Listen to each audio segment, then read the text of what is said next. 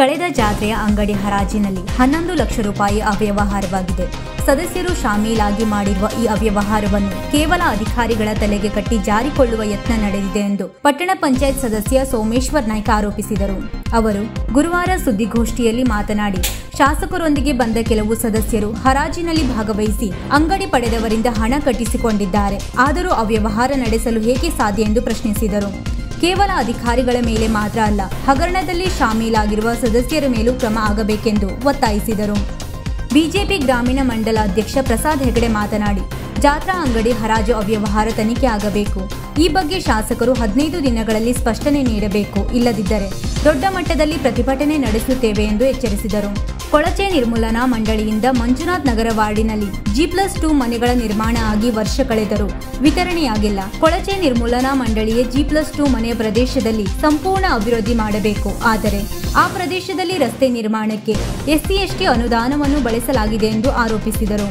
ಸುದ್ದಿಗೋಷ್ಠಿಯಲ್ಲಿ ಪಟ್ಟಣ ಪಂಚಾಯತ್ ಸದಸ್ಯೆ ಶಾಮಿಲಿ ಪಾಟಣ್ಕರ್, ಪಕ್ಷದ ಪ್ರಮುಖರಾದ ವಿನೋದ್ ತಳೇಕರ್, ರಜತ್ ಬದ್ದಿ, ರವಿ ದೇವಾಡಿಗ, ನಾಗೇಶ್ ಯಲ್ಲಾಪುರ್ಕರ್ ಉಪಸ್ಥಿತರಿದ್ದರು. ಈ ಒಂದು ಹರಾಜು ಪ್ರಕ್ರಿಯೆಯಲ್ಲಿ ಪಟ್ಟಣ ಪಂಚಾಯತ್ನಲ್ಲಿ ಈ ಒಂದು ಇವತ್ತೇನು ಗೋಲ್ಮಾಲ್ ನಡೆದಿದೆ ಹೇಳುವಂಥ ಮಾತು ಕೇಳಿ ಬರ್ತಾ ಇದೆ. ಇದು ಆಡಳಿತ ನಡೆಸುವಂಥವರಿಗೆ ಆತ್ಮಾವಲೋಕನ ಮಾಡ್ತಕ್ಕಂಥ ಕಾಲ. ಯಾಕೆಂದರೆ ಪಟ್ಟಣ ಪಂಚಾಯತ್ ಪ್ರತಿ ಸಭೆಗೂ ಇಲ್ಲಿಯ ಜನಪ್ರತಿನಿಧಿಗಳು, ಶಾಸಕರು ಭಾಗವಹಿಸ್ತಾರೆ. ತಾವೆಲ್ಲ ಗಮನಿಸಿದ್ದೀರಿ, ತಾವೇ ರಿಪೋರ್ಟ್ ಮಾಡಿರುವಂಥದ್ದು 7-8 ಸಭೆಗಳಲ್ಲಿ ನಿರಂತರವಾಗಿ ಚರ್ಚೆ ಆಗುತ್ತೆ. ಕೆಲವೊಬ್ಬರು ಪತ್ರಿಕೆಯಲ್ಲಿ ಬರೆದಿದ್ದಾರೆ, ಈ ಸಲ ಪಟ್ಟಣ ಪಂಚಾಯತ್ ಸಾಮಾನ್ಯ ಸಭೆಯಲ್ಲಿ ಕೇವಲ ಗ್ರಾಮದೇವಿ ಜಾತ್ರೆ ಬಗ್ಗೆ ಚರ್ಚೆ ಆಗ್ತಾ ಇದೆ ಇರುವಂಥದ್ದು ಬಗ್ಗೆನೂ ಬಂದಿತ್ತು. ನಮ್ಗೆ ಅದ್ರ ಬಗ್ಗೆ ಒಂದು ಸಂಪೂರ್ಣವಾದ ಚಿತ್ರಣ ಬೇಕು ಯಲ್ಲಾಪುರ ಜನತೆ. ಇದು ಒಂದೇ ವಿಷಯ. ಎರಡನೇ ವಿಷಯ, ಸೋಮೇಶ್ವರ್ ನಾಯ್ಕರು ಹೇಳಿದಾಗೆ ಈಗಾಗಲೇ ಗುತ್ತಿಗೆದಾರರಲ್ಲಿ ಇಡೀ ರಾಜ್ಯದಲ್ಲಿ ಏನು ಕೂಗು ಬರ್ತಾ ಇದೆ, ಗುತ್ತಿಗೆದಾರರಲ್ಲೂ ಸಹಿತ ಮೀಸಲಾತಿ ಅಲ್ಪಸಂಖ್ಯಾತರಿಗೂ ಘೋಷಣೆ ಆಗಿದೆ ಹೇಳುವಂಥದ್ದು ಕೂಗಿತ್ತು. ಹಿಂದುಳಿದ ನ್ಯಾಯ ಏನು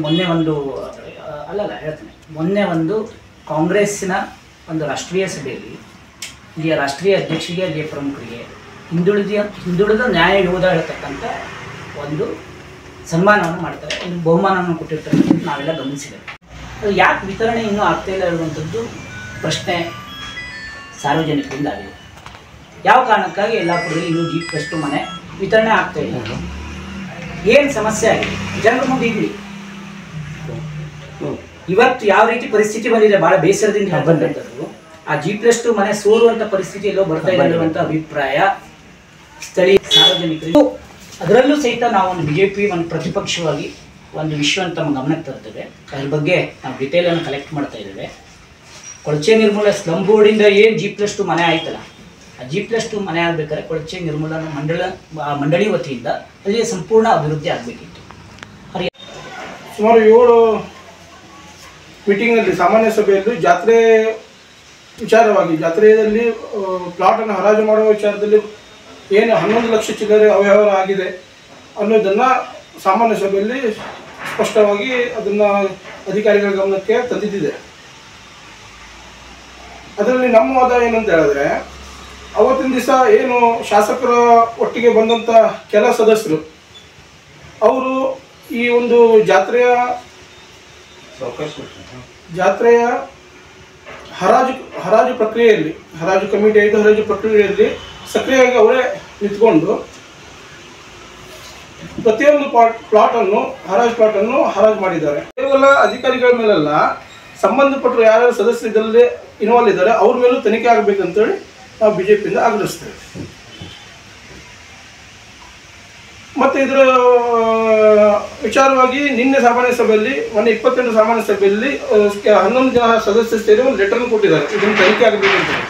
ಇದು ನಾವು ಧ್ವನಿ ಎತ್ತದ ಮೇಲೆ ಈ ಲೆಟರ್ ಕೊಡುವಂಥದ್ದು, ಅದನ್ನು ಮರೆಮಾಚುವಂಥದ್ದು ಯಾಕೆ?